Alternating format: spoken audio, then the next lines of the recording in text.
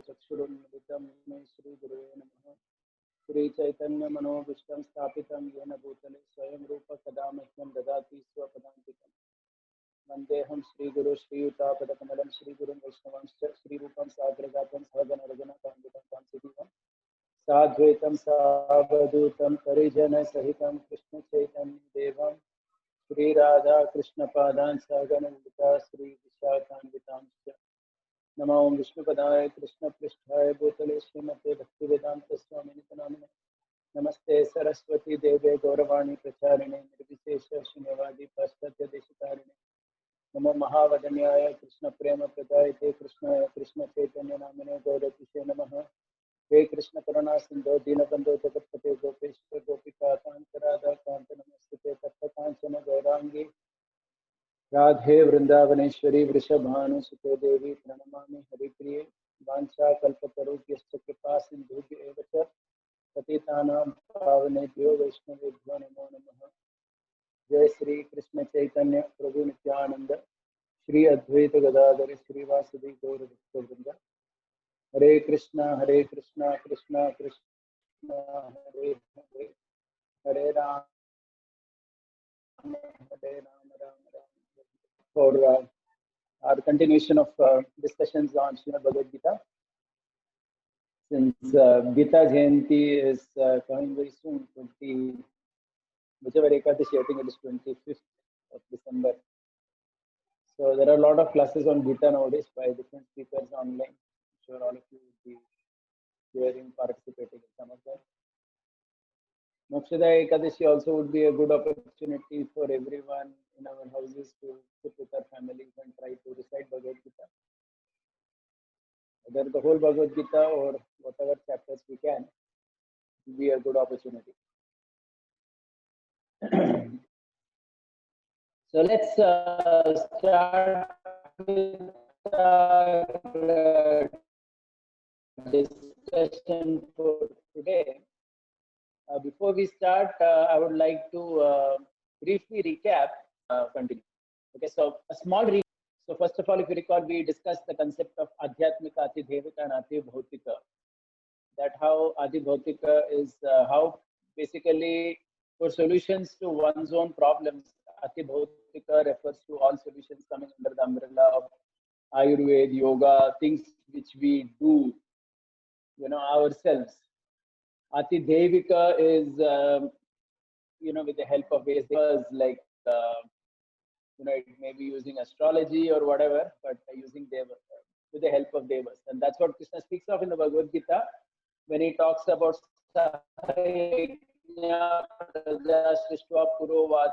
Prajapati Anena Prasavishyatvam is Ati Devika is spoken about. And Adhyatmika ultimately is about the yoga process where you connect to the divine and you experience relief from whatever miseries and problems. That was one concept we spoke of. We spoke in great detail about the practicality of Nishkama Karma in real life and connection to Nishkinchana Bhakti. This part was very elaborately taken last time.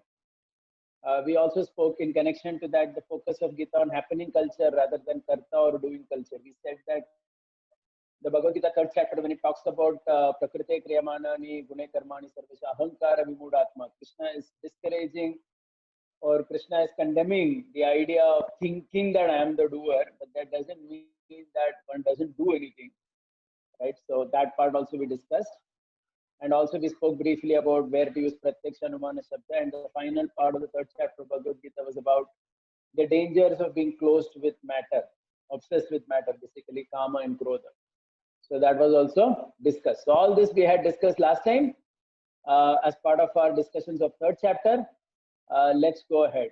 Okay. Just I want to confirm once if the audio is okay.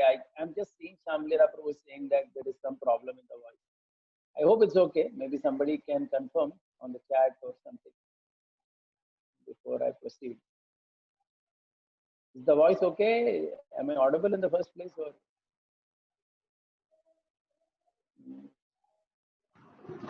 Your voice is breaking actually. My voice is breaking. Okay. I'll do one thing. Sometimes this headphone that I use causes an issue. So I have another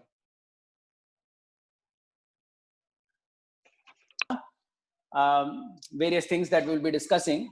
We'll start off with the first part of the 4th chapter, why Krishna is raising his teaching to Vivaswan, the concept of parampara, avatar, etc. That is the first part of our discussion. Then again, one verse we'll be seeing where we would discuss this point once again, that we never look at verses in isolation, 4.13. Then there is this whole concept of action and inaction and inaction and action. So we will see positive and negative application of both. The main focus of the 4th chapter and our discussion for today is Yajna Tattva, which is elaborately spoken by Krishna from verse number 24 to almost verse number 38 or 39. So we'll spend a lot of time on that. And then the final part, the conclusion of the 4th chapter, as well as integrating 3rd and 4th chapter before we move to the 5th chapter. So all these are the topics for discussion today. So let's start off with the first thing.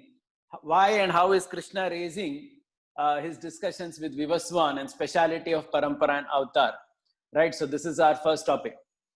So it is very interesting if you observe that Krishna starts 4th chapter with a bang. Arjuna has not asked any question about did you speak this Bhagavad Gita before. Krishna himself starts saying, Imam Vivasvate Yogam Proktavanam Abhyam Vivaswan Manave Praha Manu Ikshva Kave Bravit. Krishna himself starts talking this. So like all acharyas like to think about as to why Krishna is saying this, without being asked, because generally Krishna would respond as per the questions of Arjuna. Here Arjuna hasn't asked anything, but Krishna started off. So one reason, I think this is Vedanta Desikan of the Sri Sampradaya, he gives this reason that when Krishna spoke about Karma Yoga, Arjuna was also thinking whether Krishna is speaking some new philosophy over here, because Krishna is saying that do your work, do your duty, and even if you are perfect, you should still do your duty as an example for people. So this is something, generally a little different than what people understand as spirituality. So Arjuna had this doubt in his mind, it seems, that why is Krishna speaking all this and whether it is something new. So Krishna wants to assure Arjuna that what I am speaking, my dear Arjun, is a timeless wisdom that I myself had spoken to Vivaswan several millennia ago. Right? So that's why Krishna starts off by talking about Imam Vivasvate Yogam Proktavanam Avyayam. He starts talking about that and the parampara system. How this knowledge is coming in parampara. And okay, so I think one question someone had asked on the Q&A group also, that why is it that Krishna gives this knowledge to kings? Right? So Krishna gives this knowledge mainly to Kshatriyas. The reason is because first of all, Kshatriyas experience the maximum kind of duality in terms of sacrifice is experienced by a Kshatriya. Like even if you see today in any profession, if you see the risks involved, okay, some risk may be there in every profession, but the highest risk is in that of a military man, because he can die, right? He can give up his body itself over there. None of the other professions, that risk is there. In a Vaishya's profession, some risk is there that he may lose money if he starts a business. Or someone takes an IT job, risk is there that he may be laid off. So some risk is there in every job or every profile. In Brahmana also, maybe he may not get enough students or enough people may call him for a yajna or whatever. But if you see maximum literally risk is because you have to give up your own body, right? A Kshatriya can end up dying on the battlefield, which is phenomenal, which is not there anywhere else. So for such a person, this particular knowledge of Nishkama Karma makes maximum sense, as in it's so crucial for him to learn it. Okay, so that's one reason why it is said, as administrators, these people experience so much of duality, and hence Krishna chose to speak it to Kshatriya race, right? And that is the parampara system that Krishna is speaking of. Another thing we see here in this particular, the first part of the 4th chapter is obviously because Krishna says that I have spoken this. Arjuna is asking this question as to how did you speak to Vivaswan, because both of us are born around at the same time. So Krishna says that I have appeared many times before, but I remember, but you don't. So we know all those verses, Paritrana, Sadhuna, Vinasha, Dushkritam and all that, right? Yada yada hi dharmasya and so on. So this part is talking, so Krishna is talking everything about his own appearance, etc. So one thing is the parampara and avatar, both these concepts are specialities of Sanatana Dharma. So especially whenever we give a talk on Bhagavad Gita to any audience, which may be students or general public, we should never forget to make this point that in all other traditions, if you see, this concept of avatar and parampara does not exist. Okay, so it is all bound by historic events. So if you see Christianity or Islam, it's all about someone who was born. Jesus was there and hence it is there. Tomorrow, if Jesus is forgotten or that particular knowledge of Jesus is gone, then Christianity doesn't exist because it has no meaning without that person over there. Correct? Because they don't have this concept that it will all go and again it can restart in another fashion. No, because Jesus is critical for them. Without him, without that historicity of that one individual, that religion basically falls apart. Similarly with Islam, they gave a lot of importance to that historic personality called Prophet Muhammad who appeared. Without him, Islam doesn't have a meaning. But if you see Sanatana Dharma, the beauty is that even if everything is lost, because it keeps getting lost often, it again gets revived. So that system is here in our definition, which is not there anywhere else. So both these concepts of parampara and avatar are extremely special because they exist only in Sanatana Dharma. They don't exist in these other religions and their scriptures. Another thing, I think we have discussed this before, but I'm just making a point here that how avatar is different from both Bhagavan and a Paramahamsa. As in, avatar is different from Bhagavan because in the concept of Bhagavan, there is complete perfection, right? There is never any failure. But avatar, because he comes to this world, he experiences human-like failures also. You may call it a pastime or whatever, but he's forced to, he takes that on because otherwise it would be, too ridiculous. Nobody would believe it. So just like Ram, Lord comes as Ram, we see his wife is kidnapped. Later, people are gossiping about his wife. He's forced to send his wife to the forest. Basically, he's forced to, an avatar is forced by whatever his own situation, his own desire to behave like a human being at times, which is not there with Bhagavan. Because when we say Bhagavan, it is the personality in the spiritual world where he is completely perfect, independent, and he never faces failure. But avatar is not like that. That's one difference. And with Paramahamsa also, avatar is different because a Paramahamsa, if you see, he sometimes goes beyond all work. We see that sometimes. Like Madhavendra Puri says that I have nothing to do. Sandhya Vandana Bhadramastu Bhavato Bosnana Tubhyam Namo. He says I have nothing to do. Only thing I can do is remember Krishna. But if you see avatar, he doesn't do that. He always acts as per Nishkama Karma Yoga and he does his duty in the world to set an example for people and all that. Okay, so avatar is a very, very special concept that exists in our scriptures, and Krishna is talking about that here. A final point to make about the first section of the Gita is the dynamic nature of Vyakti as well as that of Samad. So basically, I'll just tell you the background behind how this discussion comes here, because Krishna talks about here, right? Yada yada hi dharmasya glani, and he comes to establish dharma.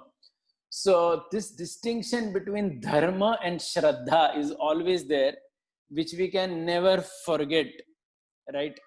So we all know this, that shraddha is faith.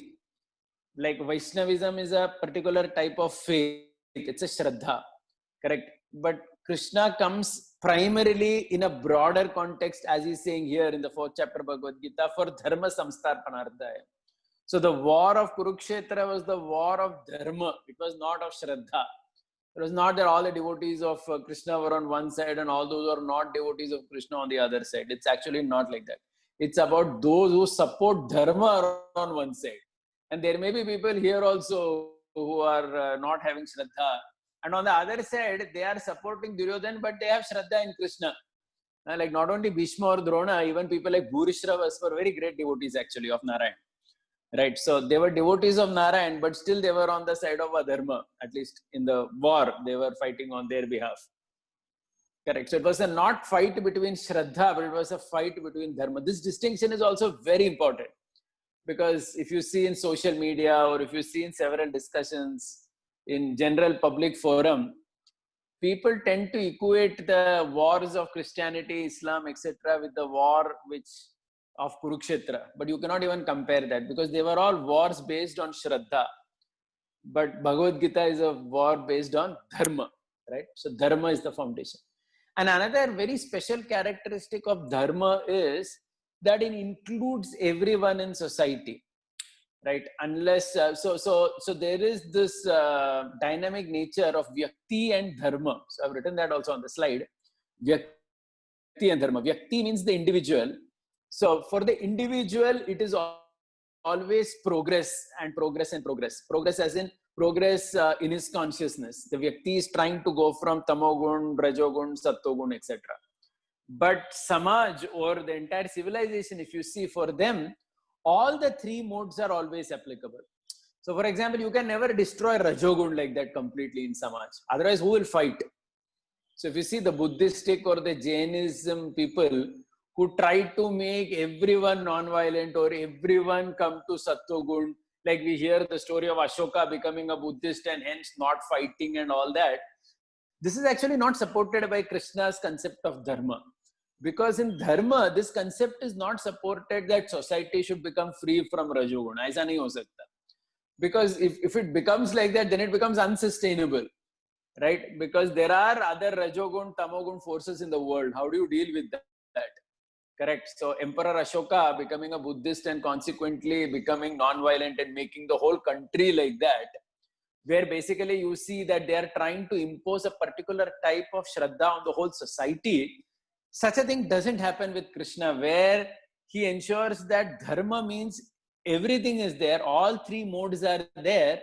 So there is a dynamism in it, right? So simple example. I think we have discussed this also once before. Like if you see in Dwaraka, there are prostitutes also in Dwaraka, correct? And they are given a place. Like Prabhupada also, I think in one of his writings, Prabhupada says that prostitution is a need in society. As in, if you don't have prostitutes, then there will be some unscrupulous men who will unnecessarily violate a woman who's not to be violated. So from a Samaj perspective, they also fit in somewhere. But the thing is that they should have their own place. You know, so generally, like Prabhupada also writes that they don't live in the main areas where common people are living. So they have their own area, or their own place where they are, so that if somebody wants like that, they can go there. So why I'm saying that is because in Krishna's Dwaraka, if you see, there were prostitutes also, right? There were people who were eating fish. There were people who were prostitutes. So we see that in 10th chapter of first canto, that they are also devotees of some kind, and they are all there to welcome Krishna and so on. But the point is, Krishna has not tried to make the whole Dwaraka of one standard, one spiritual standard, everybody. No, because it's not possible, because it's a society, it's a Samaj. So you need all the moods, but there has to be a proper balance. All right. So Tamogun cannot go a level above, or it should have its own place, so that somebody who wants it can get it or whatever. So from a broader Samaj perspective, it is always like that, where you need the dynamism of all three modes of material nature. And it is not just about everybody should be Sattva-gun like that. So this is another very interesting nature between Vyakti and Samaj. But the individual is always urged to move ahead. So when you say Samaj, the same thing, please remember, will happen with our families also. In our family also, suppose somebody has a wife and he has 2-3 children or whatever.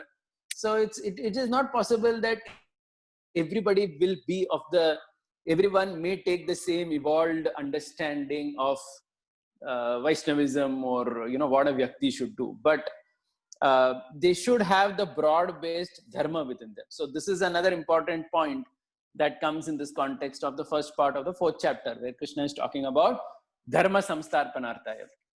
Okay, so now we move ahead to our next point.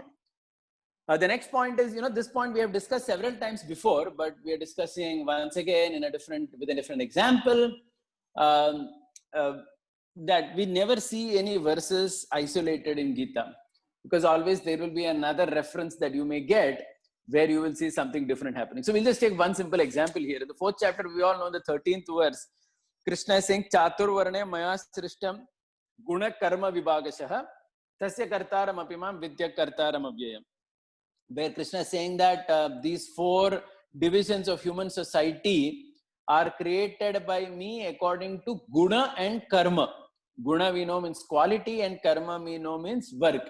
I mean, by the quality of the modes of nature and by the work that a person has done, these 4 varnas are made.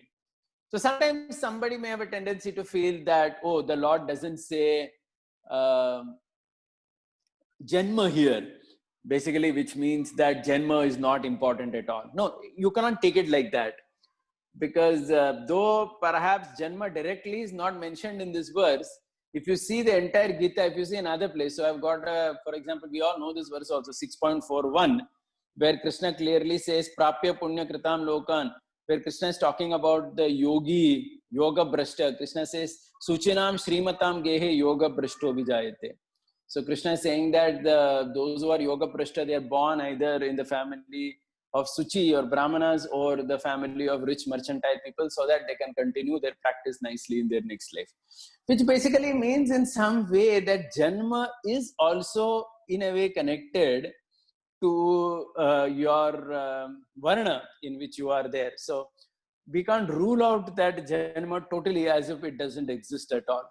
Okay, so this is one side point, not perhaps a main significant point that we're discussing today, but one interesting observation, because you can never take just one verse and conclude very strongly that, oh no, this point is not at all there. It doesn't happen like that. Another theme which I would like to touch on before we go to our main discussion on yajnas is about this amazing verse that Krishna speaks in the middle of the 4th chapter, where he says, Karmanya karmaya pashed akarmani cha karmayat sa buddhiman manusyeshu sa yukta kritsna karma krit. One who sees inaction and action and action and inaction is intelligent among men, and is in a transcendental position, although engaged in all kind of activities. So this is a very interesting verse, and which talks about action and inaction and inaction and action.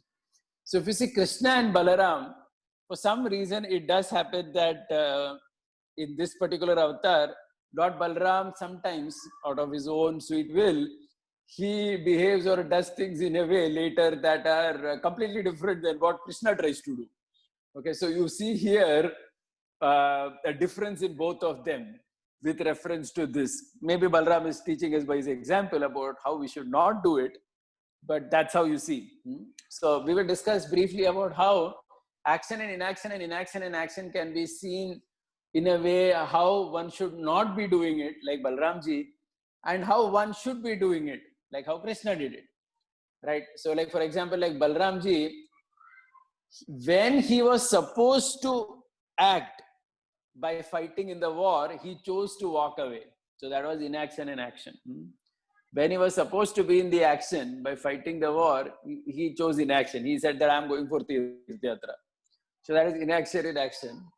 And action and inaction, when he decided that he should be inactive, then unnecessarily at the end he comes and says that Bhima, I'm going to kill you now because you fought with Duryodhan unrighteously. I mean, I'm going to beat you up and so on. Of course, we know that Krishna stops him. Okay, so it's an amazing example, but Balaramji shows us by his own example about how one should not do that. So basically, when the war was there, going away to Tirthayatra, and then when you have decided to go to Tirthayatra, then finally at the end, in the middle, to just come in and say that I'm going to kill Bhima, it basically shows both. On the other hand, Krishna, amazingly, he shows nicely how action and inaction and inaction and action is to be done perfectly. So inaction and action means Krishna is doing all kinds of action, but he is still inactive, as in he is not affected by anything that he does.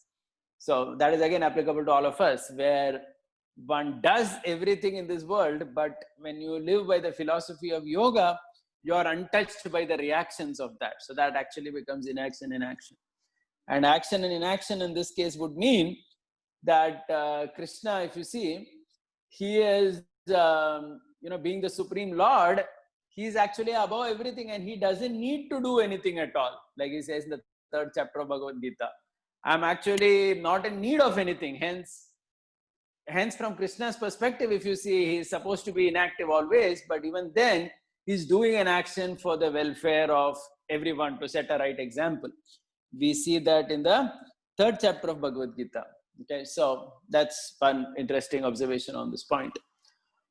However, now we go to our main theme, which I actually wanted to discuss today, was this, the concept of yajna, which is very wonderfully elaborated in the 4th chapter of Bhagavad Gita, beginning with verse number 24. Okay, so if you see that verse, Brahmarpanam, Brahmahavir, Brahmagno, Brahmanahutam, Brahmeva Tena Gantavyam, Brahma Karma Samadhina. Right, so Havi means butter. You know that if you see the translation, Havi means butter. So that whole description is about how the contribution that is done is Brahma, right? And the achievement that is there, the spiritual world, that is also Brahma. Okay, and the person doing it is also Brahma. So that is how that particular verse is, the 24th verse of the 4th chapter. And after that, Krishna is describing in great detail the concept of yajna. So let's spend some time and understand this. And also let's connect it to whatever we have learned earlier in the 3rd chapter, as well as I would be quoting from the Taittiriya Upanishad about the principle of yajna. So the first thing is that in the Indian culture, if you see carefully, no samskar or event happens without a fire sacrifice, because fire represents light, knowledge, enlightenment. So without a fire sacrifice, actually nothing happens in Indian culture, whether it is marriage, whether it is final rites of a person, everything, there is some kind of fire sacrifices associated. Okay, so it is called as yajna. So yajna is also called as a sacrifice, because if you see, in some way, in a yajna, you are sacrificing something, you are giving up something. So in the most simplest way of understanding, one is pouring ghee into the fire. So it appears as if you are losing the ghee, because you are giving it up into fire. So you are giving up ghee into fire. Hence, it appears that you are giving up something. But the beauty of this yajna principle is that you give something little, but what you get is much more. Okay, so that is the principle here. And it is connected to what we have learned earlier from the 3rd chapter, because in 3rd chapter, or in the beginning of Bhagavad Gita, Krishna is speaking about how one must do one's duty without immediately bothering about the fruit, right? So that was the whole 3rd chapter of Bhagavad Gita, like 3.19, Tasmad asakta satatam karyam karma karodiya. So if you see the 3rd chapter and the principle of Nishkama Karma, Krishna is talking about doing things without expecting. But now in the yajna principle that Krishna explains in the 4th chapter, he makes it clear that when you do a sacrifice, there is surely something that is going to come. In fact, not something, but a lot is going to come at the end. Correct? Because Krishna says also in this description that if you see verse number 30, Krishna is saying all these performers who know the meaning of sacrifice become cleansed of sinful reactions, and having tasted the result nectar of sacrifices, they go towards the eternal atmosphere. And Krishna says in 31 that Nayam lokosti yajnasya kutonya kurusattam. Without sacrifice, no one can live happily on this planet or in this life, then what to speak of the next. So if you see carefully, the principle of yajna is this. You give something in a sacrifice, but what you get is much more than what you give. Okay. But now you start doing with knowledge. You start doing with knowledge that no, I must do this sacrifice. It is my duty to sacrifice at this particular point. Okay. And then maybe later I will reap the results of this. But that is also not so much the goal in the sacrifice. So one does the sacrifice. So the mood of sacrifice, the word sacrifice in English also we sometimes use in that context only, where we use it in the context of just giving up yourself. Like we say, he sacrificed his life. So you just give up yourself. And when you do that, there is complete auspiciousness also. So in some way, the yajna principle guarantees or talks about or conveys the idea that you're going to get something amazing because you have done the sacrifice. Okay, and that is the way forward in this world.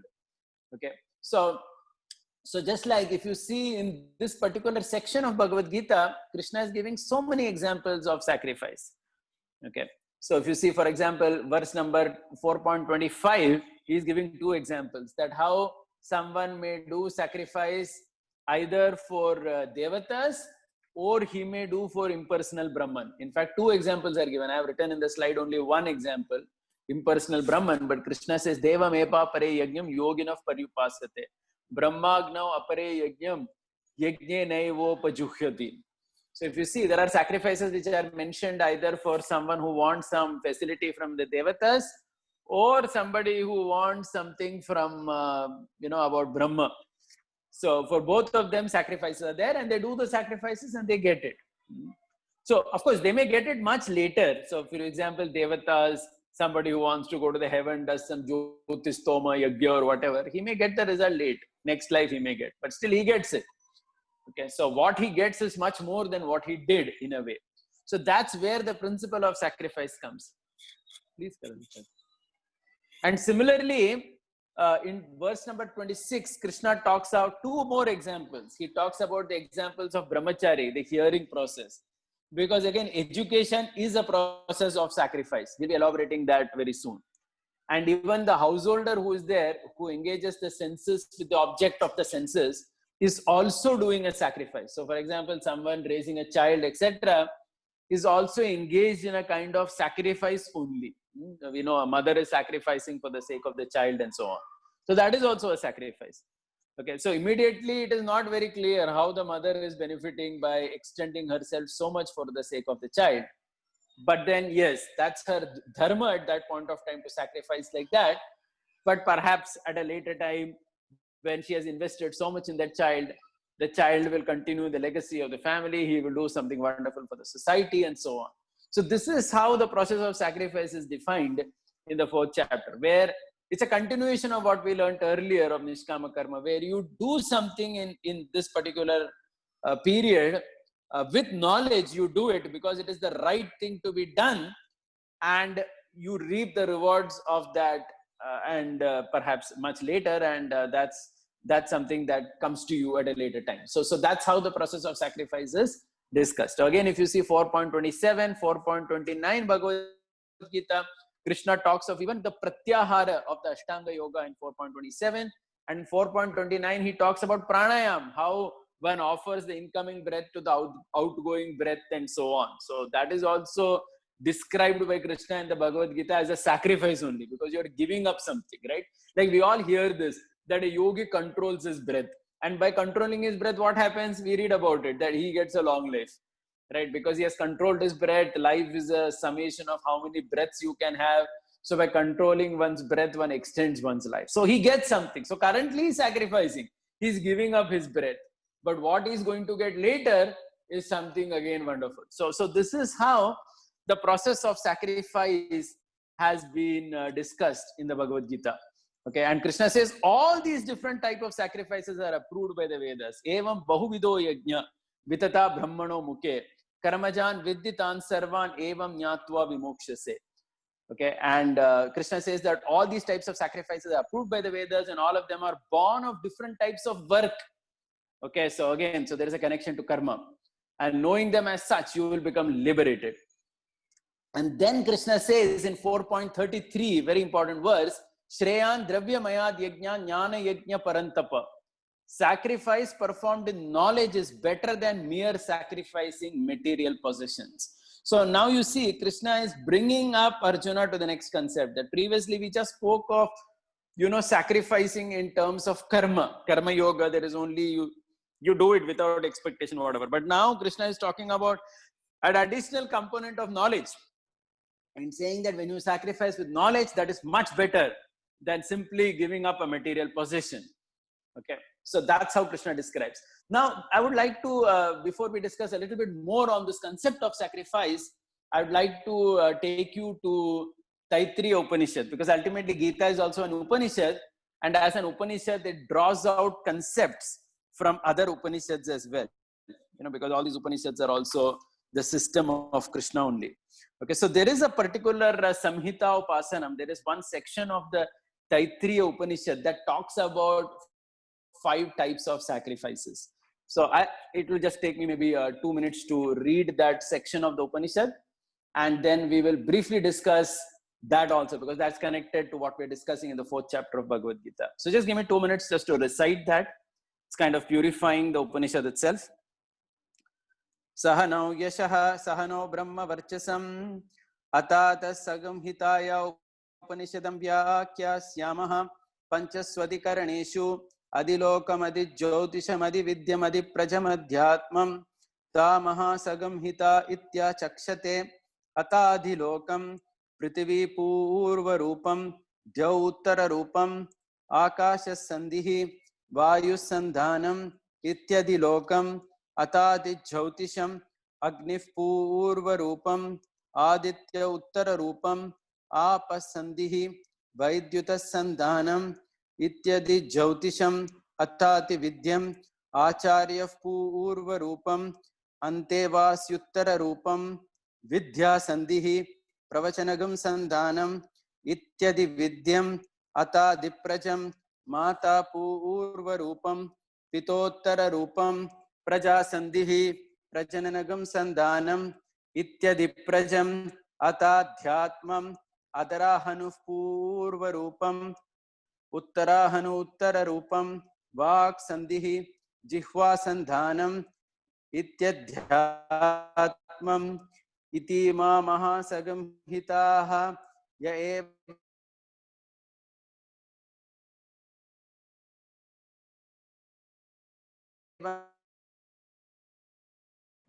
चल रहा है हमारा स्वास्थ्य हमारा महासगंहिता व्याख्याता वेदा संधीयते pen सुवर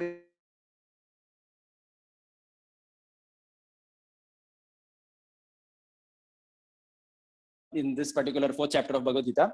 So what is being said over here is, so whenever we talk about sacrifice, what comes to our mind is there are 2 sticks, right, in the sacrifice, the Purva Runi and Uttara Runi. There are the 2 sticks in the sacrifice, and they join together at one point, correct? And where they join, there is a friction, and there basically the Agni is set up. That is called as a Sandhi. So in every sacrifice, there's a Purva Runi. Purva Runi means the lower Samita stick, so to speak. And Uttara Runi is the upper one. There is a lower and the upper stick in the sacrifice. And there is a Sandhi. There is a point at which they join together. And where they join together, that is the place where the Sandhi is there. And there actually the Agni is invoked. And Sandhan is the basic process of connecting these 2 sticks. So Madhvacharya, Sripad Madhvacharya, in his commentary on this particular section, in fact, Madhvacharya, it is said that he has given a lot of commentary on Taittiriya Upanishad. And it is also said that at the age of 80, when he passes away from this world, he is actually giving a talk on Taittiriya Upanishad, on the same Upanishad. At that particular time, as he talks about it, he actually gives up his body and he disappears. So anyway, coming to the topic, Madhvacharya, he says that wherever there is Sandhi, that is the place of Vishnu. Okay, there Vishnu resides. It's something amazing concept. Okay, wherever there is Sandhi, Vishnu is over there. Okay, so we'll give some simple examples. Some example we will take from the Bhagavad Gita only, which is there in the Taittiriya Upanishad. So in the section that I read from the Upanishad, 5 types of sacrifices are mentioned. Adi Loka, Adi Jyotisha, Adi Vidya, Adi Praja, and Adhyatma. Okay, so these are 5 types of sacrifice. In each of these sacrifice, there is a Purva Runi, there is a Uttara Runi, there is a Sandhi and Sandha. Let's take a simple one that is covered in Bhagavad Gita also. So for example, in this 4.26 Bhagavad Gita also, Krishna talks about the sacrifice for a Grihastha. And even in the 7th chapter of Bhagavad Gita, Krishna says, Dharma viruddho bhuteshu kamosmi bharatarshava. Krishna says, I am sex that is not contrary to religious principles. So you see there what is happening, right? The mother is considered the Purva Runi. The father is considered the Uttara Runi. Okay, so when they join together, that Sandhi, that is actually that union. And that is what Krishna says, I am. Can you believe it? I mean, so Krishna is actually saying in the Bhagavad Gita that I am that union which is not contrary to responsibility, because at that union, Krishna is there over there. Okay. And in that union, what comes out in the Sandhi? Offspring. So in that union, there is an offspring. And what is a Sandhan? Sandhan means that process.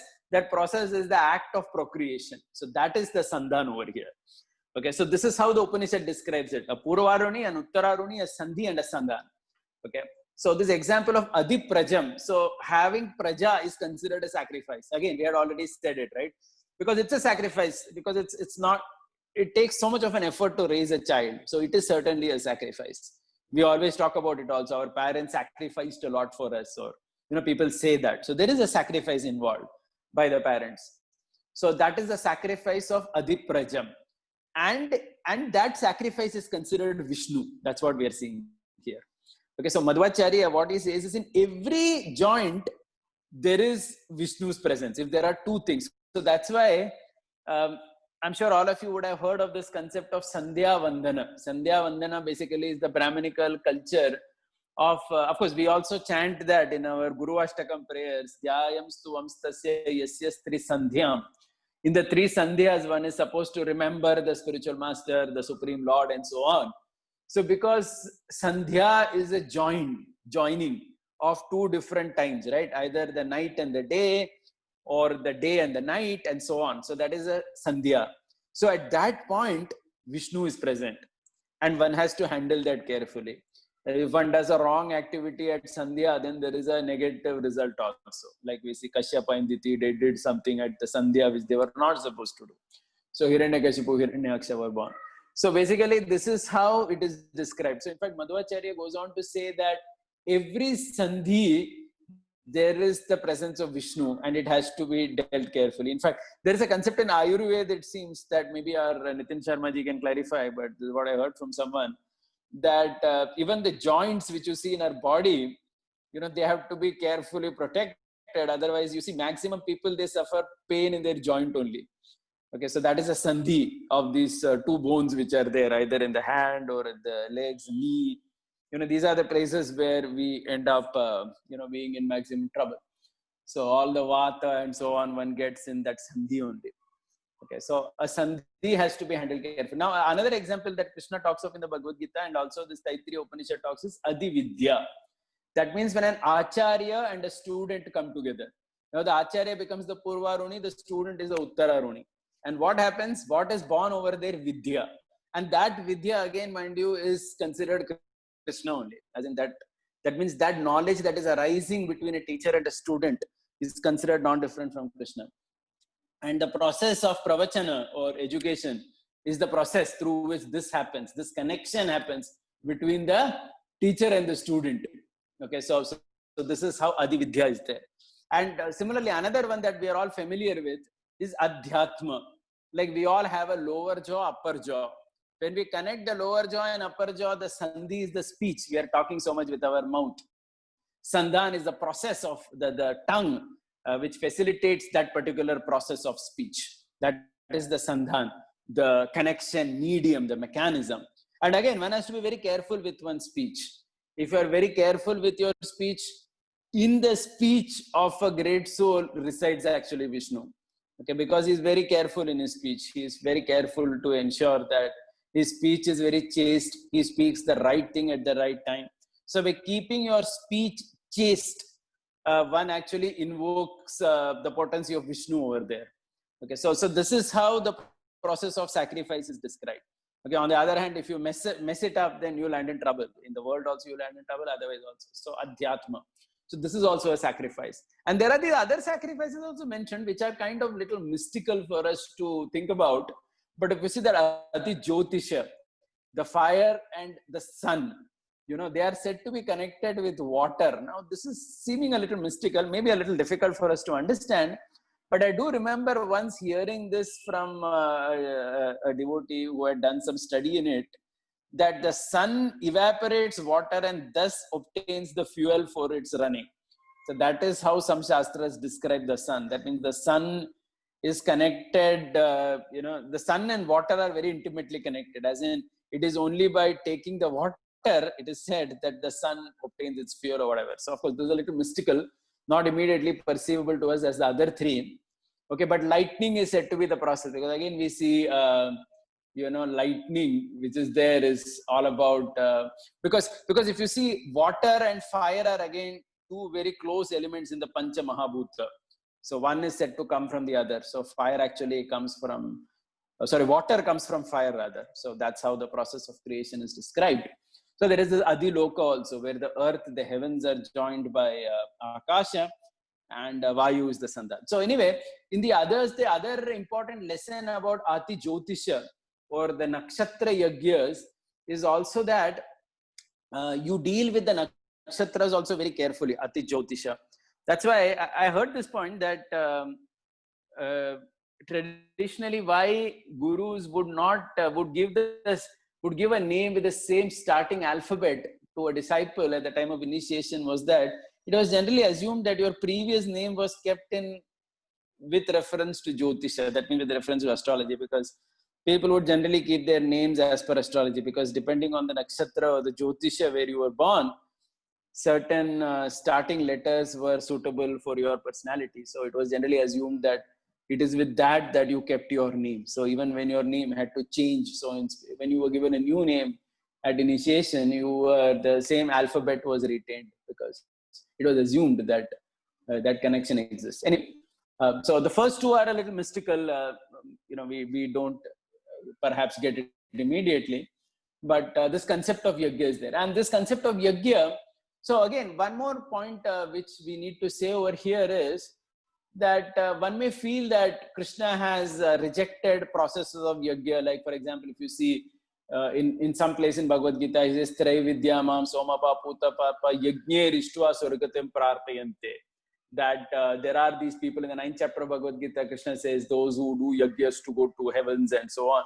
It seems that Krishna is discouraging yajna and all that. But that can never be the case, because yajna is a very Vedic centered paddhati. So how can it happen that Krishna will reject anything that is offered by the Vedas? No, Krishna doesn't do that. Right? Rather, what Krishna is doing is Krishna is discouraging the wrong use of yajnas. So somebody may become unduly greedy by reading about the descriptions of Karma Kandi yajnas and may get too much carried away by that. So that part is condemned by Krishna. But the process of yajna itself is certainly not condemned, because that is a very integral part of the 4th chapter of Bhagavad Gita, which Krishna is taking so much of pain to describe. Right, as I told earlier, Krishna is describing so many types of yajna, and it is in that context actually that Krishna also tells Arjuna that tad vidhi pranipatena pariprashnena sevaya. If you want to know more about any yajna, go to a guru, my dear Arjun, and learn from him submissively. Krishna sends Arjuna to a bona fide spiritual master to learn more about yajna principle. Okay, so the yajna principle is unavoidable. It is there in every aspect of life. Like even a farmer, he puts a grain in the ground. It is a yajna, he's putting something, but then what he gets is something abundant. Okay, so similarly, so this concept of yajna itself is all pervading. Also, if you see, the concept of yajna is that the yajna purusha personified, which is in one sense either Agni Devata or the Supreme Lord, his nature is that I will give more than what you will give me. Okay, so that is his nature. Okay, so just like we know that there is a discussion between Krishna and Daruka, his driver, where Krishna is telling that Arjuna will remove his flesh for me and I will do the same. Okay, so that is the reciprocation which is there between Krishna and Arjuna. Okay, you do and I am also going to do. So it's not that only Arjuna will remove his flesh. I am also going to do that.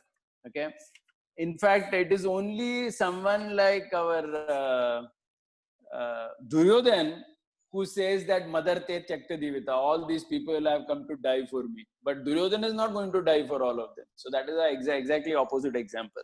There is no yajna over there, because that is brutal exploitation. So that's the difference between yajna and exploitation.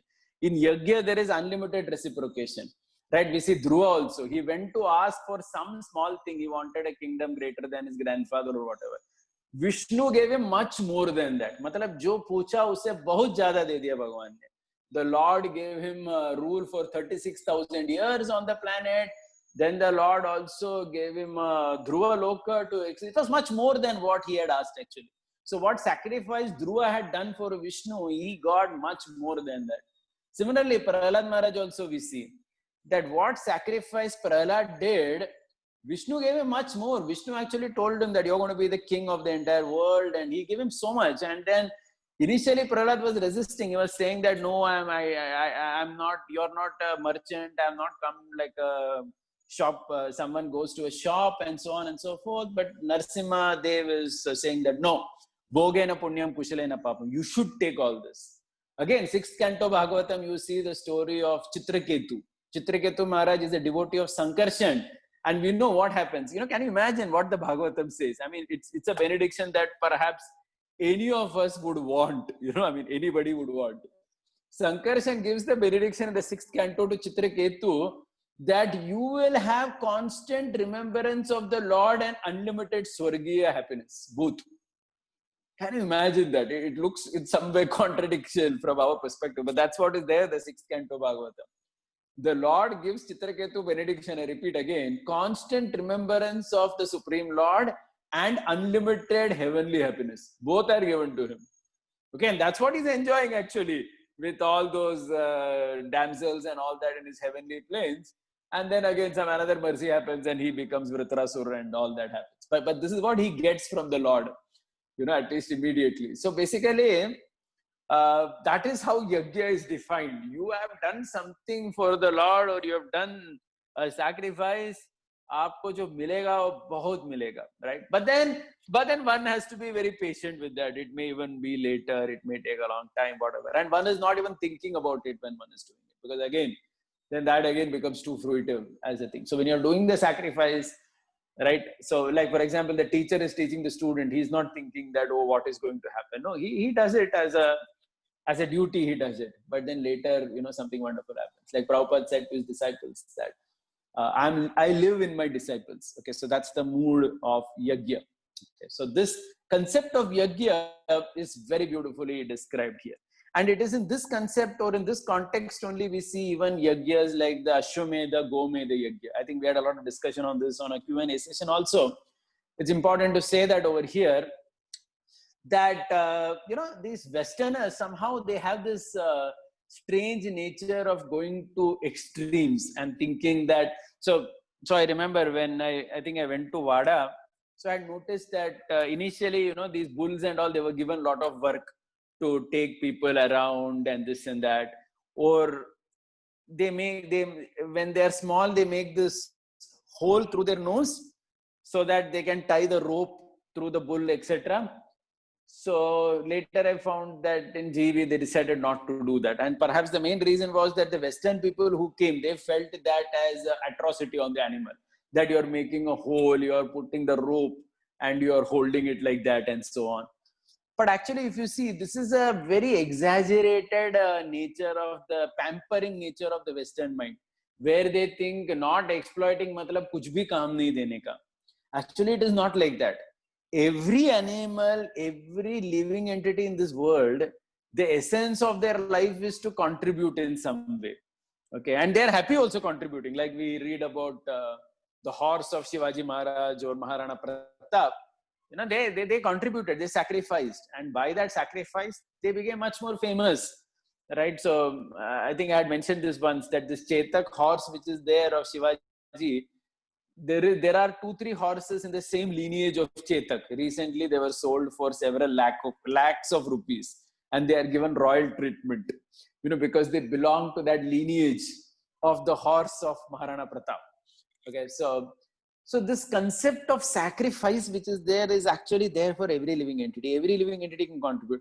When you make such artificial system that ne bull ko kaam nahi denge, hum rope nahi dalenge, we will not make them work hard because we should not exploit them and so on, then basically they have no role only in society. They become just like, then even maintaining them becomes actually a burden, because everybody has to contribute something, and that contribution is the sacrifice. Right. So if you see the Ashwamedha Yajna, of course, in Kali Yuga it is not applicable. I think we discussed that a lot in our Q&A. But when it was there, the Ashwa represented the regal nature of the king, because the horse is royal. If you look, even nowadays, if you look at a horse, it's royal actually. It's the most royal animal that could exist. And a cow, for example, represents Brahminical culture. Okay, so in that sacrifice, what would happen is they would sacrifice either the horse or the cow, Ashwamedha or Gomedha Yajna. It was basically a principle of the dedication of the king or the Brahman. And it was very rarely done, mind you, not that everybody could do it. But the Shastra clearly says that whichever animal was sacrificed, there is a whatever benediction to it. It comes back from life or it gets another life or whatever. But so because that's the principle of sacrifice. When you give something to Prakriti, to the world, you ultimately get something much more only. And this is what Krishna is encouraging Arjuna in the Bhagavad Gita in this particular chapter. Okay, so we will go now to the last slide, the concluding points of chapter 4, as well as integrating chapter 3 and chapter 4. So as I said earlier, the whole concept of Guru Tattva that comes up here in the 5th chapter of Bhagavad Gita, in the 4th chapter of Bhagavad Gita, is also in the context of Yajna only. Because Krishna is talking about all these sacrifices, he is telling Arjuna that if you want to know more about it, my dear Arjun, go and approach a guru. Okay, so approaching a guru to study like this is considered the perfect way of learning things. And needless to say, guru is always a plural entity. So Guru Tattva is one, but we all know that the teachers or Shiksha Gurus are always plenty. And that is how you see in tradition, that is how you see everywhere. It was never that loyalty never meant that only one teacher you had. Like the Pandavas, we see they are learning from so many teachers. Okay, so that is always there, where the loyalty is the Guru Tattva and one learns from several teachers, etc. Okay, and another point is about Shraddha, and also very beautiful. So Krishna talks about doubt over here towards the end of the chapter, that Agnyascha Shraddhanasya Samshyatma Vinashyati. So again, there is a important distinction. But when Krishna is saying Samshyatma Vinashyati, doubt is of two types. One is, what is this? That inquisitiveness. Another type of doubt is, this cannot be true. Okay, so somebody is asking, okay, what is the chanting of the holy name? But then if you hear the glory of the holy name saying, "Arey, ye sach nahi ho sakta, this cannot be true. This is too much for me to accept." So that the second thing is what we call as Samshayatma in the Bhagavad Gita, which Krishna is actively discouraging. Krishna is basically saying that you can't be a Samshayatma. You can ask your questions, but it is your duty to understand why things are like that. You cannot simply question entire processes, even after having the benefit of ability to understand them. Correct. And then this part is also very beautiful, this 4.39, what Krishna said in the 3rd chapter and 4th chapter. If you see that verse, Yoga Sanyasta Karmanam Jnana Sanchinna Samshayam. It's a very beautiful verse where Krishna is saying, it's actually 4.41. I have written 4.39, but it is 4.41. Krishna is saying that by renouncing the phala by yoga and obtaining knowledge by jnana, one nibandhanti, one becomes freed from the bondage in this world. Okay, so in this particular verse, if you see 4.41, Yoga Sanyasta Karmanam Jnana Sanchinya Samshaya, Krishna is basically connecting Karma Yoga and Jnana, because Krishna is saying that by Karma Yoga, one is renounced from the fruits of action, and by Jnana, one gets rid of all one's doubts and one has knowledge. Because it is only with knowledge, when the sacrifice is done, that a legacy can be created. I think we have discussed this many times before, that only when conscious competency is very important, because you have to be competent, and at the same time you have to be conscious of why you have to do that. Otherwise things can get lost, legacy is lost. Okay, so Krishna is talking about in 4.41 the connection between what we learned in the 3rd chapter and what we learned in the 4th chapter of Bhagavad Gita. And finally, as we see, Krishna, as always, concludes the same way like he always concludes, by telling Arjuna to get up and fight. You know, Krishna's every chapter is obviously going to end the same particular way, get up and fight. Okay, so we'll briefly wrap up our discussion today and then take some questions. So we started off by talking about why and how Krishna talks about the, just one second. Why and what Krishna talks about the 4th chapter of Bhagavad Gita. He starts talking about parampara because this whole knowledge was not something that Krishna gave something new to Arjuna, but this was always existing. So that's the first thing we saw. We saw the concept of avatara, how it is such a special concept. We saw how this parampara and avatar is a very special concept to Sanatana Dharma. None of these Abrahamic religions have this concept. They are historically dependent on one individual who appeared at a particular time. But our Shastra says very clearly that all these things go up and down.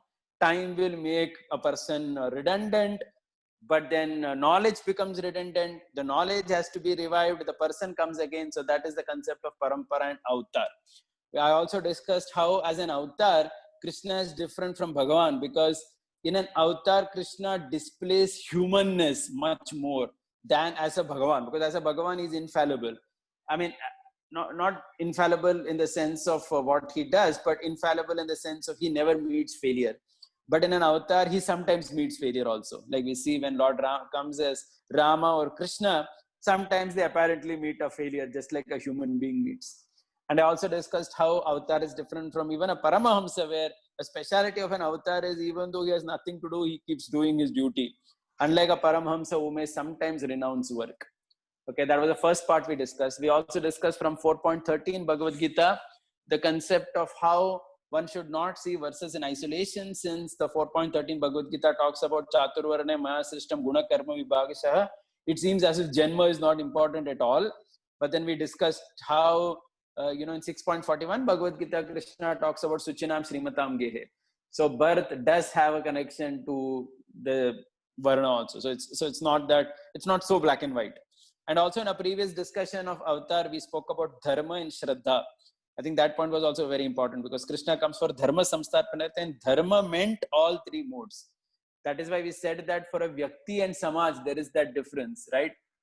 For a Vyakti, the difference is that for a Vyakti or an individual, he keeps striving to move towards Sattva-gun. But for a Samaj, it's going to be broad-based, where all 3 modes will be there and they are accommodated. But the point is that it has to be done within certain purviews of Dharma. Like we discussed an extreme example of even how prostitution is there in Dwarka, but it would have its particular place. So it's not that it is totally abolished or whatever, because that's how system of Samaj is. Okay, and that Samaj concept is again connected to our families also, because our family is also a smaller Samaj only. Okay, that was the second point that we discussed. We also saw briefly action and inaction about Krishna and Balram, how they exhibit both in kind of apparently opposite roles. Then we saw in great detail the concept of yajna. Yajna means sacrifice, where you give something up, but then what you get is much, much more. Okay, so, but Krishna explains in great detail that the purpose of life is to keep sacrificing. Okay, and Krishna gives this assurance that don't worry, those who sacrifice, they're ultimately rewarded a lot. And we saw so many examples of sacrifice, either from the Bhagavad Gita or from the Taittiriya Upanishad, where these are all examples of sacrifice. And we connected it to the concept of the sacrifice yajna itself, where the lower stick, upper stick, the sandhi and sandhan, the place at which it joins and the process of joining. We briefly saw comment of Madhvacharya also in that regard. So all this we saw in the concept of yajna. And then finally we concluded about how Krishna talks about Guru Tattva, about doubts, about integrating 3rd and 4th chapter of Bhagavad Gita. Okay, so having said that, before I start with questions, there was one question which was already there. I don't know whether he's there here. Smitha Nimai Prabhu is not here, I believe. He had asked something. Okay, maybe I'll take it later. Okay, I think we'll take some questions live. Shamlila Prabhu would like to ask first. Hare Krishna Prabhuji. Hare Bol. ये जो 18th वाला words है ना प्रभु जी, कर्मण्य कर्म, action in inaction, वो तो I did not actually understand Firstly, that the example that you were telling about Lord Balramji and Krishna.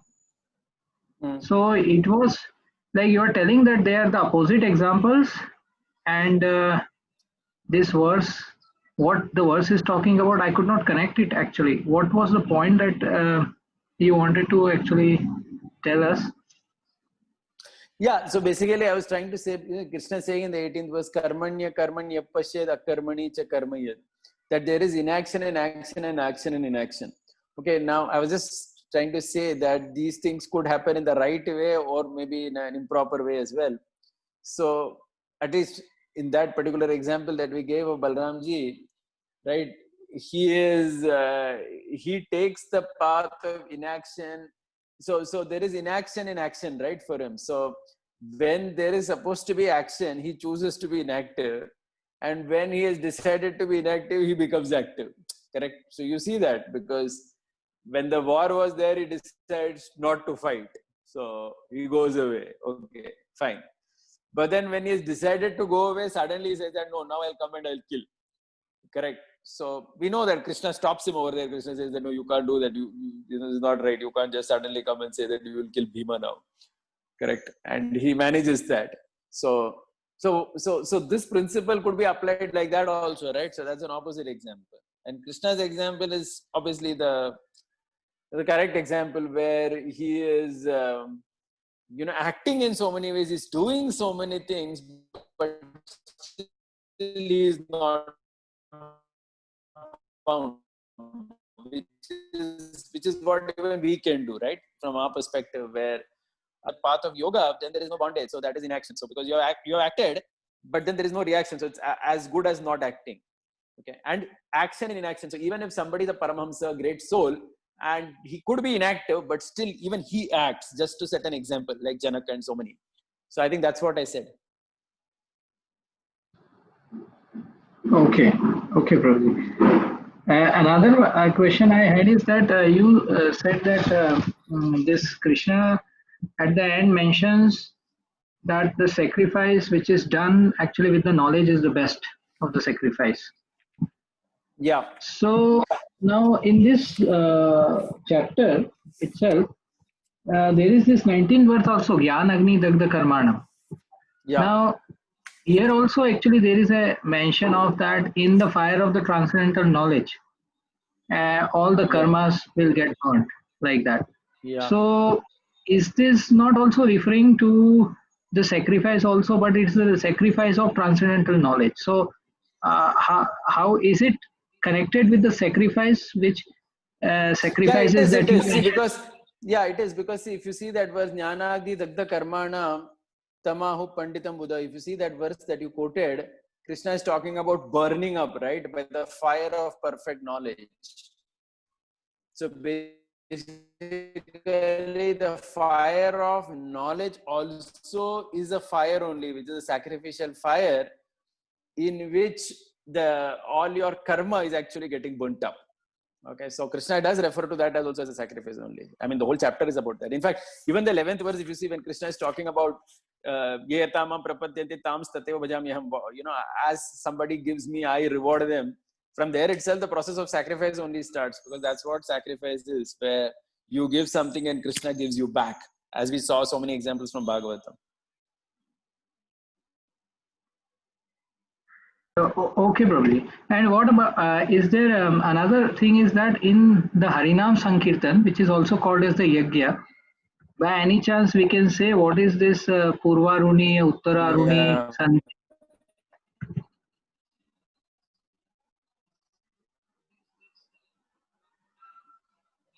Oh yeah, we discussed that, right? So that is that Adhyatma Yajna. Adhyatma Yajna. So one second, let me just go to that slide. I think we discussed that. Adhyatma Yajna means it's by the fifth one, what you see on the slide. Uttararuni, speech itself is that Sandhi. So here the speech is that chanting of the holy name, right? So there Krishna is. So I think it is mentioned here in the slide. That's what we discussed. Okay, bro. Thank you very much. Yeah, Vaibhavanand Prabhu. Dhanvat Prabhuji, Thank you for the class. I would like to ask that this concept of Yajna Prabhuji, it is nowhere in the Abrahamic religions, and still there is some kind of prosperity in their lives. Yes, although they are completely away from what is explained in the Vedic Dharma, still they get artha and some kind of karma. Obviously they are quite that is materialistic, and ultimately they wish to go somewhere focusing on the moksha. So Prabhuji, although they are completely out of the Vedic shelter or Vedic umbrella, yet we see that they have they are prosperous. Rather, they make a life completely away from dharma, or maybe completely a dharmic life, but still there is some kind of happiness with them. How it is? Good question. See, one thing is, it's very difficult to put everybody an entire civilization in a bracket. So that over generalization or oversimplification, by putting everyone in, a person can be sincere and he can be integrated lifestyle. So just to give an example, even if you see Christianity itself, the Mormons, and it is said to be actually very Christian in its in their approach.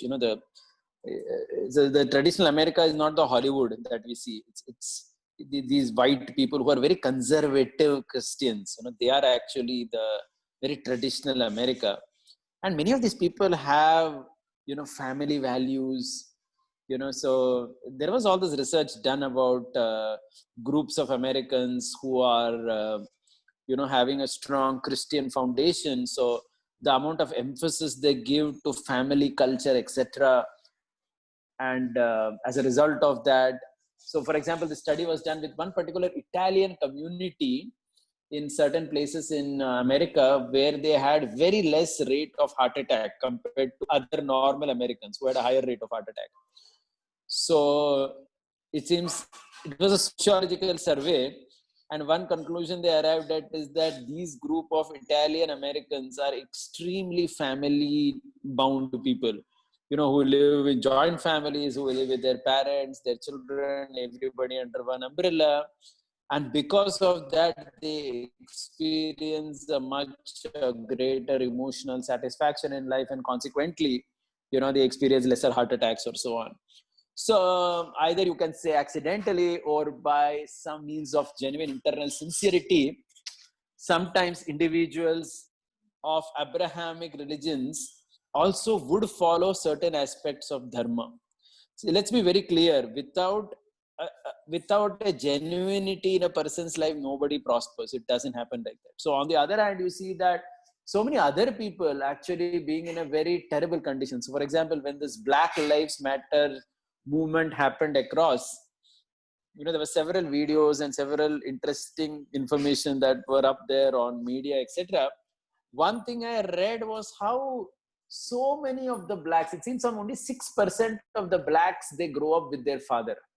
94% of the blacks go up only with their mothers, because they're divorced and single mother without a father they live. So that's actually against dharma. That's against the principle of sacrifice.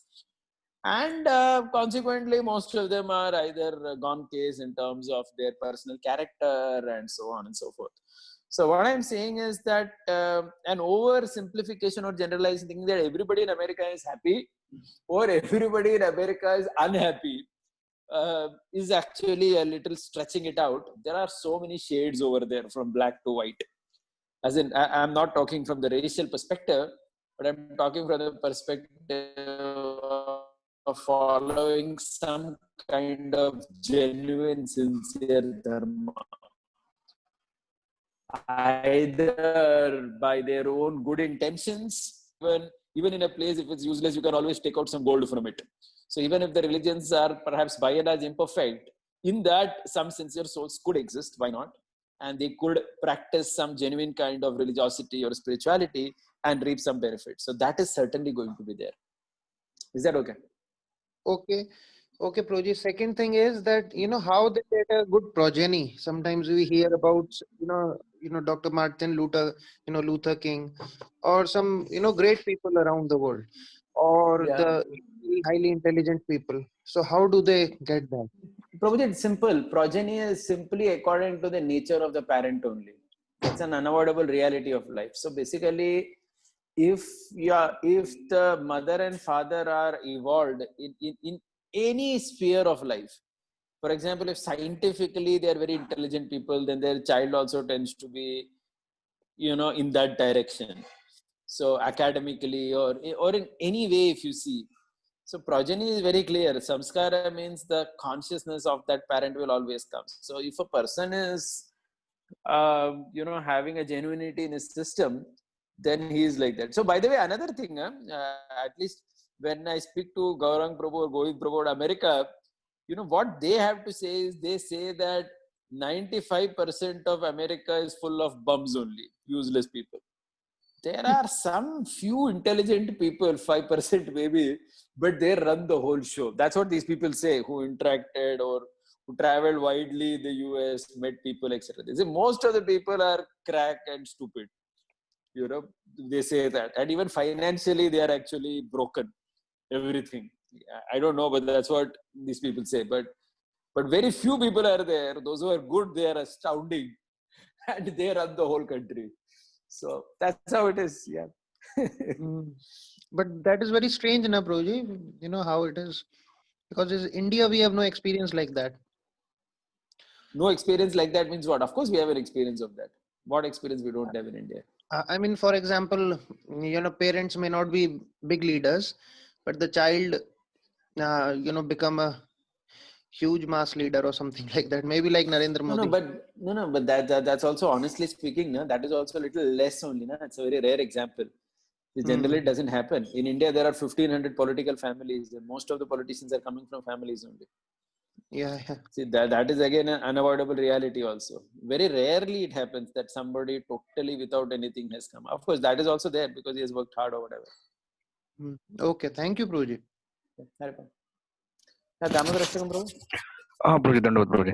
Prabhuji, this question is related to this point on Vyakti and Samaj. Like I have understood it mostly, but I have one clarification required. That you said that in Dwarka there were also people who would eat meat, and also you gave an example of a family that in a family also everybody cannot be on the same thing. You have to have a broad dharma. So two points here. So in Dwarka, although Krishna was present personally, and it did not have an effect. Like you had all kinds of people. So that I wanted to understand. Another thing is in family, this broader dharma means what exactly? Can you elaborate with some examples? Yeah, sure. So the first thing, see, the more broader it gets, the more the diversity is. So family need not have such a diversity like Dwarka.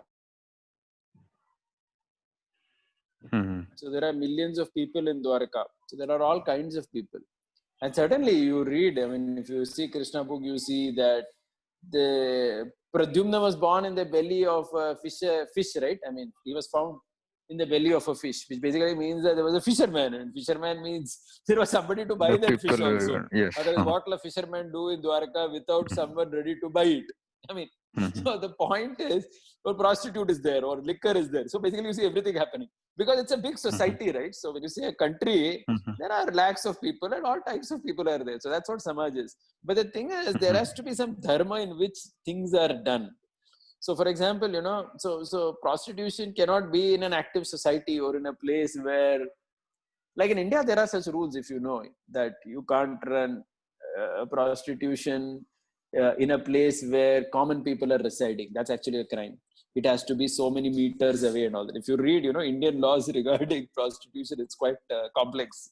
But they have kept it like that with some good intention only, that it has a place, but it cannot be in the mainstream society where normal people are living or whatever. So it can have its own place. So there is some restriction, some dharma in that sense, but at the same time, it's not completely abolished because there are people with those tendencies. So they are also accommodated. And that's what you see in Krishna's Dwarka, right? So why I was saying that is because dharma means all three kinds of modes are there. Like again, I think we have discussed this several times in our Q&A also. Like in Bharat's army, there were all types of people, right? It is said that there was a regiment in Bharat's army who was eating meat, because of which Bharadharaj Rishi gave them, right? He gave them that. Yeah, so he gave them all that, peacock and all that, he gave them, because that section of army was like that. So society is extremely broad-based. And you have all kinds of people, but they have their own place, and they know how to deal with each other, etc. So there is some dharma over there. So that's what I was saying. But for a Vyakti, an individual is encouraged to go ahead. Like Haridas Thakur met one prostitute and he encouraged her to go ahead in life, kind of. She became a great devotee. But that doesn't mean that everyone becomes like that. No, that's not possible. Maybe an individual could progress, but society by and large will have that diversity. Now coming to a family, the diversity in the family need not be as large as a diversity in a society. That should not happen. That's too much to handle in a smaller unit. But at the same time, the family is also bigger, is sufficiently big, where a particular Vyakti Shraddha or way of progress may not be taken by everybody in the family, right? But that does not mean that. So simple example, if you see Bhaktivinoda Thakur had 14 children, and out of that only 2 of them were kind of very exalted Vaishnavas kind of. But everyone else were also kind of devotee, but they were at their own level. So basically in a family, it is always broad-based because it's a smaller unit, but it is a unit where there are many people. So there is some diversity there in terms of how people in the family would be. So that becomes a smaller kind of samaj. Correct? So basically, yeah. So when you're raising your children also, so they may not exactly take to your level of consciousness or whatever, but still you have to ensure that there are certain boundaries of dharma for whatever they do and they remain within that. Correct? So like that. Yeah, so basically I wanted to understand then what is the difference, like broader means when we say as per the level of the person he has to follow. So you're talking about a society or a family? Yeah, means basically my point is like Krishna, although he was present, but there were all kinds of people. So what is the difference between those like society where Krishna was present and maybe currently if you're talking about say Abrahamic religions or any other country other than India, also there people are there, but they are not working in the boundaries, and here there are in the boundary of dharma. Yeah, that's what. See, basically nowadays what has happened is these activities are done without any boundary. So for example, if you see traditional meat eaters in India now, they had certain days they would eat. They had certain days they would eat. They had certain rituals associated with it. Nowadays, everything is on that Swiggy and everything. Na? You just order on Swiggy meat daily, morning, afternoon, evening, 3 times, and you eat. So what has happened is the boundaries of dharma are broken completely.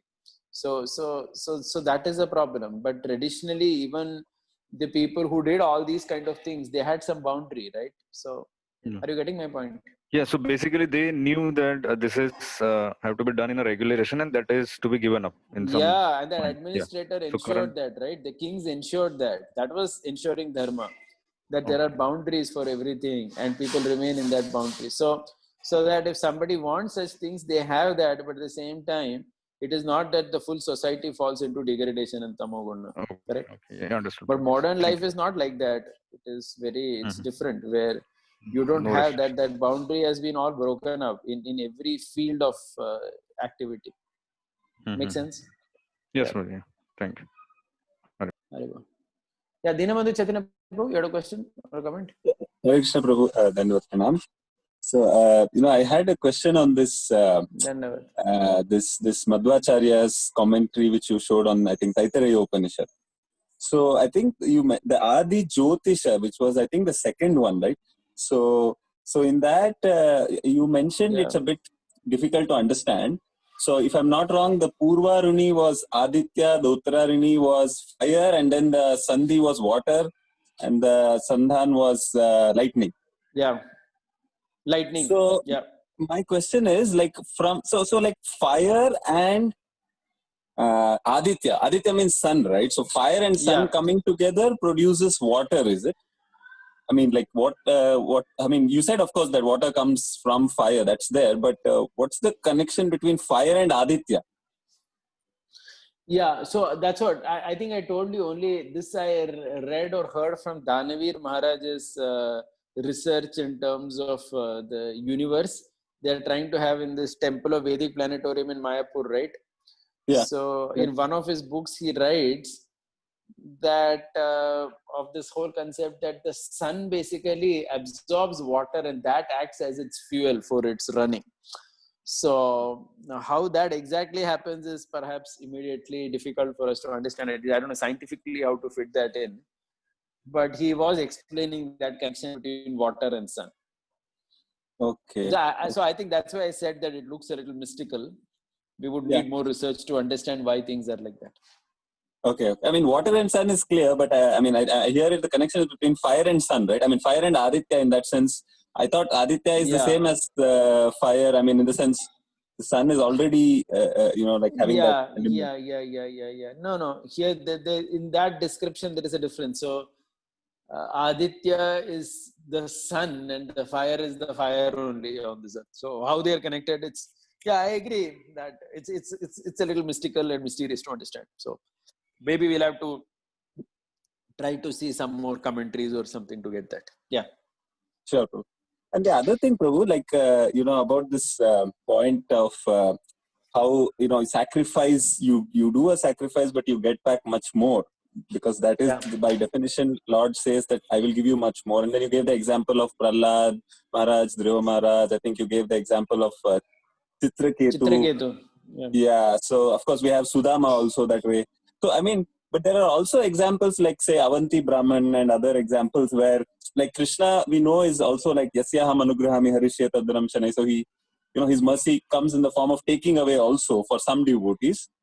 And, or maybe it's like, he first tests us by first taking away everything. And then if we still so surrender, like Bali Maharaj, then he does this thing of like giving more than what we sacrifice. Is it like a correct understanding? Yeah, see, again, this taking away everything, I think we shouldn't emphasize on that so much also, because if you see in the Bhagavad also, it's like even if Krishna apparently takes away something from someone, even then he ends up giving much more to that person only. So that taking away, if you look at it as a sacrifice, what that person gets back is something phenomenal only, right? Like the Pandavas lose everything at one point, but they get eventually something more. So it's always like that. Okay. So as far as stories like Avanti Brahman are concerned, again, when a person has advanced so much on the path of yoga, especially mystic yoga as what these people are, they have all perfections at their beck and call. It's up to them whether they want it or no. So that is always there, but they chose not to have any material opulences. But if you see it, Bali Maharaj, as you gave example, also the Lord gives them phenomenally only. Right? Like Bali also, like he gave him Sutala Loka, and later in the next Manvantar, he becomes Indra also. So basically, eventually he gets much more than what he gave up. So it's always like that. That principle is protected. Okay. And the one last thing, Prabhu, regarding this question which Damodar Shtakam to ask, you were answering, talking about Pradyumna, for example. So, just came to my mind that may not be exactly connected, but Usha and Aniruddha, that story which we read in the 10th canto or in Krishna book. So, so recently it was coming on this DD also, the Krishna serial made by, Ramanand Sagar. So then they were showing this story, and then they were trying to explain that, why or how it's acceptable that Usha and Aniruddha was brought by Chitralekha, in the night itself, his bed was taken, and then they stayed together even before marriage. So how is that acceptable to the society, or what kind of example that gives when Krishna's own grandson is? And they were trying to say that it's already arranged. It's like a marriage which has already happened in Swargaloka. In the heavens. So therefore, it's acceptable because now it's just a formality. So, I mean, just wanted to know, like, if there is an explanation for this, which is acceptable to the, like society or the common people. I got the point. See, Prabhuji, there are different types of marriage, right? So for a Kshatriya, it is also allowed that type of marriage where just the two of them decide, and in that decision itself. So just like you have this story of Shakuntala and Dushyanta marrying, right? So what kind of marriage was that? Right. Yeah. That was similar. Yeah. So it was very similar, right? So Dushyanta just meets Shakuntala, he proposes, and she accepts, and in that acceptance only that marriage is seen. And he spends the night with her, and he goes away, and she's pregnant, and Bharat is born. You know the story then, right? Yeah. So the point is, see, ultimately you have to. So Kshatriyas did marry like that occasionally. But ultimately, you also see that in terms of that particular stability, in terms of so just like if you go back to Dushyant and Shakuntala, Dushyanta is telling Shakuntala, look in your heart for evidence whether you also like me the way I like you. So they're so confident, about what their heart says. So somebody in modern times also may say, I'm very sure about my heart in terms of my love and so on. But ultimately, time also tells whether your so-called heart, whatever it was saying, was indeed a long-lasting affair, or it was just, output of your conditioned sense. Correct? So the standard process is also there, but at the same time, such examples you will find inevitably. But they are again perfect in sense of their outcome, in terms of what happens as a result of all these union, right? So Usha and Aniruddha also, they're a celebrated couple in life. Getting the point? So it's not that after 6 months they separated and they had to find another partner for each other. So something like that doesn't happen. Correct? Right.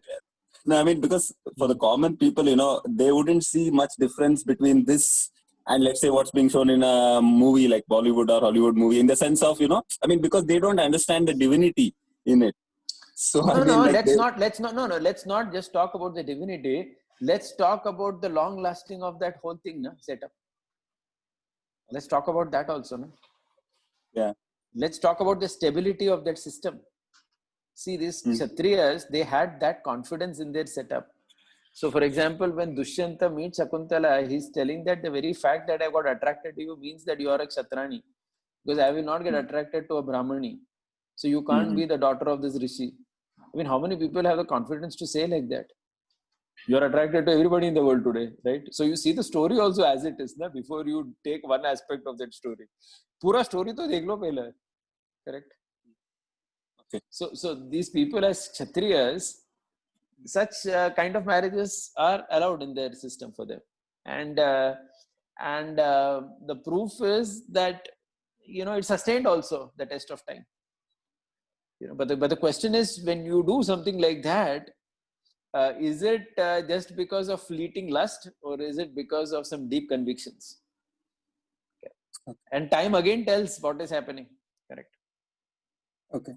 So even though, I mean, even these, what happens, let's say, even if it's out of fleeting lust and it could last, I mean, that could be lasting marriages. If that is the criteria for, testing whether it was really, there could be, examples where even here there are lasting marriages, like as they say, fall in love and things like that. Yeah, but the numbers, kitne hote? Most of these, if you see, at least in the Western world, it isn't like that, right? And increasingly here also. So there is the standard process is safer, unless one is so confident about one's feeling, which one will sustain with the time, right? Right. Okay. Thank you, Prabhu. Thank you. Yeah, Nitin Sharma ji. Yeah, Hare Krishna, Prabhuji, Dandavat. Thank you for the wonderful class. Prabhuji, that is a point your action in action you were explaining, so that Balram ji example was clear, some internet problem was there. Can you elaborate the point of the Krishna? And second point is, what is the practical application of this point in our own lives? Yeah, so the practical application is simple, that when we are supposed to do something, to not do is wrong, correct? So suppose if you're supposed to do something and that time you decide I will not do, or when you are not supposed to do something, that time if you poke your nose and say that you will do, both are wrong, right? So correct. So suppose you are a grandfather and you are a very old person, and that time you are not supposed to interfere too much in the lives of the younger people. So that time you are supposed to be in inaction. That time if you come into action and say no, this should be like this should be like that, and that is harassing people. So there is application both ways. In the negative way there is application, positive way also there is application. Positive way, the application is the way Krishna shows, that when you act in Nishkama Bhava, then there is no result.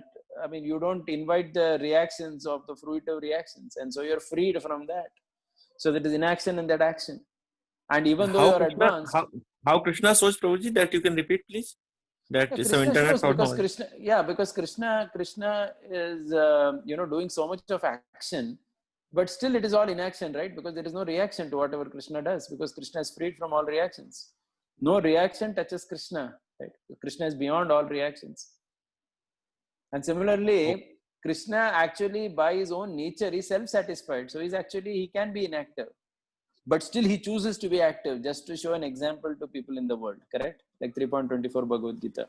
Even though he can choose to be actually inactive by his own nature as Supreme Personality of Godhead, he does become active just to set an example for people in the world. But in that action, he doesn't get any reaction.